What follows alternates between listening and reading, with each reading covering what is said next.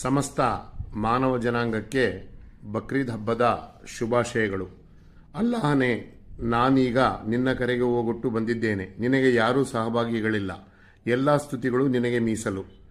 ಇಸ್ಲಾಂ ಧರ್ಮದ ಮುಖ್ಯ ಪ್ರಿನ್ಸಿಪಲ್ಗಳಾಗಿರ್ತಕ್ಕಂಥ ಏಕದೇವ ವಿಶ್ವಾಸ, ನಮಾಜ್, ರೋಜಾ, ಜಕಾತ್ ಹಾಗೂ ಹಜ್ ಆಚರಣೆಯನ್ನು ಪ್ರವಾದಿ ಹಜರತ್ ಇಬ್ರಾಹಿಂ ಅಲೈಹಿಸ್ಸಲಾಂ, ಬಿಬಿ ಹಾಜಿರಾ ರಜಿಯಲ್ಲಾ ತಾಲನು ಅವರ ಪುತ್ರರಾಗಿರ್ತಕ್ಕಂಥ ಇಸ್ಮಾಯಿಲ್ ಅಲೈಹಿಸ್ಸಲಾಮರ ಬಲಿದಾನದ ನೆನಪಿಗಾಗಿ ಆಚರಣೆ ಮಾಡುತ್ತಾರೆ.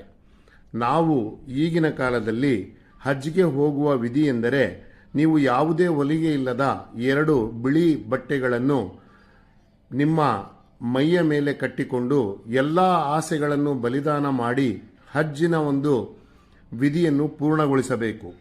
ನಾವು ಈಗ ಬಲಿದಾನ ಮಾಡತಕ್ಕಂಥ ಮುಖ್ಯವಾಗಿ ಈಗಿನ ಸಮಾಜದಲ್ಲಿ ಯಾವುವು ವಿಷಯಗಳೆಂದರೆ ದ್ವೇಷ, ಅಸೂಯೆ, ಅಹಂಕಾರ, ಸಿಟ್ಟು, ಈರ್ಷೆ ಇವನ್ನು ಬಲಿದಾನ ಮಾಡಿ ನಾವು ಆ ಅಲ್ಲಾಹನಲ್ಲಿ ಪ್ರೀತಿ, ಸಹಕಾರ, ಹೊಂದಾಣಿಕೆ, ಸಮಾಧಾನ ಹಾಗೂ ಅನುಕಂಪವನ್ನು ದಯಪಾಲಿಸಿ ಸಮಸ್ತ ಮಾನವ ಕೋಟಿಗೆ ಪ್ರೀತಿಯಿಂದ, ವಿಶ್ವಾಸದಿಂದ ಬದುಕುವ ಒಂದು ದಾರಿ ಮಾಡಿಕೊಡಲಿ ಎಂದು ಆ ಅಲ್ಲಾಹನಲ್ಲಿ ಪ್ರಾರ್ಥಿಸುತ್ತಾ ಎಲ್ಲರಿಗೂ ಶುಭಾಶಯಗಳನ್ನು ತಿಳಿಸ್ತಾ ಇದ್ದೇನೆ.